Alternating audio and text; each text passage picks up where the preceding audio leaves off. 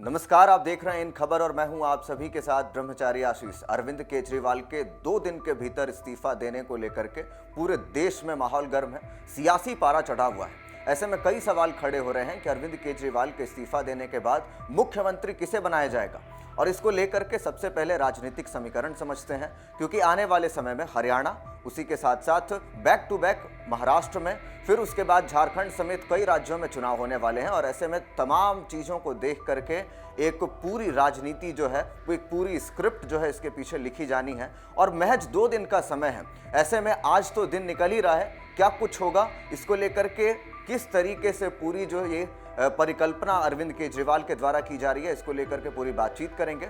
सबसे पहले समझाते हैं आपको कि किस तरीके से बातें जो सामने आ रही है उसमें एससी से, यानी शेड्यूल्ड कास्ट यानी अनुसूचित जाति से एक जो है मुख्यमंत्री पद के लिए उम्मीदवार बनता हुआ नजर आ रहा है। देखिए, ये बस संभावनाओं का खेल है। राजनीतिक विश्लेषक इस तरीके से बता रहे हैं, ये बिल्कुल भी स्पष्ट नहीं है फिलहाल, ये 2 दिन के बाद ही स्पष्ट होने हैं। ऐसे में जिसका नाम सामने आ रहा है वो है कुलदीप कुमार। कुलदीप कुमार पूर्वी दिल्ली से विधायक हैं, इसी के साथ साथ वाल्मीकि समुदाय से आते हैं और वो शेड्यूल्ड कास्ट से आते हैं, और ऐसे में कुलदीप के ऊपर दांव जो है वो खेला जा सकता है। और इसी के साथ साथ आपको बताते हैं कि फिलहाल हरियाणा के चुनाव हैं, 5 अक्टूबर को वहां पर वोट होने हैं, और ऐसे में हरियाणा में 21% जो जनसंख्या है, कुल आबादी जो मतदाता हैं उसके 21% लोग अनुसूचित जाति से आते हैं। इसी के साथ साथ वहां पर 17 ऐसी सीटें हैं जो कि आरक्षित हैं अनुसूचित जाति के लिए। तो ऐसे में सीधा गंभीर जो है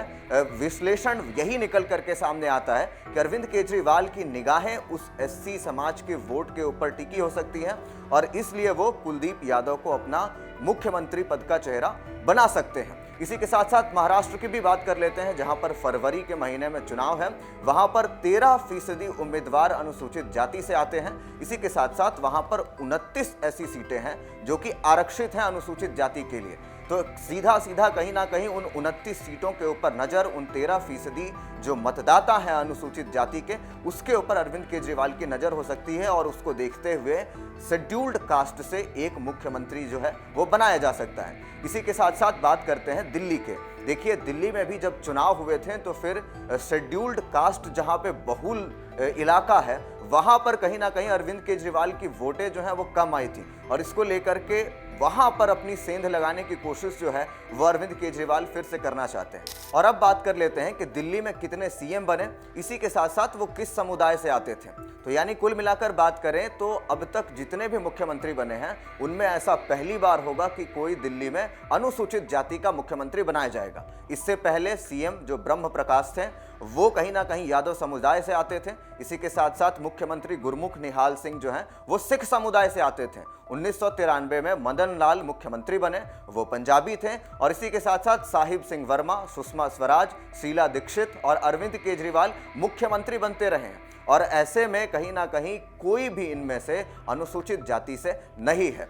और इसी के साथ साथ एक और जो है कहीं ना कहीं समीकरण दिखता नजर आ रहा है, वो है आतिशी का। देखिए, आतिशी वो मंत्री है जो कहीं ना कहीं अरविंद केजरीवाल के जेल जाने के बाद लगातार आम आदमी पार्टी की कमान संभाली हुई थी, पूरे मोर्चे पर मुस्तैदी के साथ तैनात थी। इसी के साथ साथ जब दिल्ली में 15 अगस्त को तिरंगा झंडा फहराना था, उस दौरान भी आतिशी को ही चुना गया था। तो ऐसे में आतिशी अरविंद केजरीवाल के बेहद करीबी हैं, और संभावनाएं हैं कि आतिशी को मुख्यमंत्री पद का दावेदार जो है वो बनाया जा सकता है, या फिर यूं कहें तो मुख्यमंत्री बनाया जा सकता है। मुख्यमंत्री पद की दावेदार वो एक बड़ी नजर आ रही हैं। इसी के साथ साथ 2 दिन के भीतर में अरविंद केजरीवाल को सहमति कर लेनी है। सूत्रों की माने तो अरविंद केजरीवाल के बारे में यह भी बात चल रही थी कि जेल के अंदर रहते हुए ही केजरीवाल इस्तीफा दे देंगे, मगर अब केजरीवाल के इस्तीफे के पीछे पूरी राजनीति समझ में नजर आ रही है, और अब कहीं ना कहीं तमाम महाराष्ट्र, हरियाणा और इसी के साथ साथ तमाम राज्यों के चुनाव पर उनमें अनुसूचित जातियों के